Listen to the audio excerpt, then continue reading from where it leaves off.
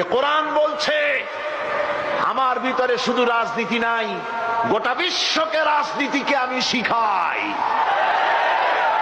অর্থনীতি শিখাই, পৃথিবী চলবে কিভাবে তা আমি দেখাই। এই জন্য এই কোরআনের আসল মুফাসসির তো আমি নই, কোরআনের আসল মুফাসসির তো মাওলানা সিফাতুল্লাহ সাহেব নন, এর মুফাসসির তো মাওলানা আবুল কালাম আজাদ সাহেব নন, এর আসল মুফাসসির তো মাওলানা কামাল উদ্দিন জাফরি সাহেব নন। এর আসল মুফাসসির কে?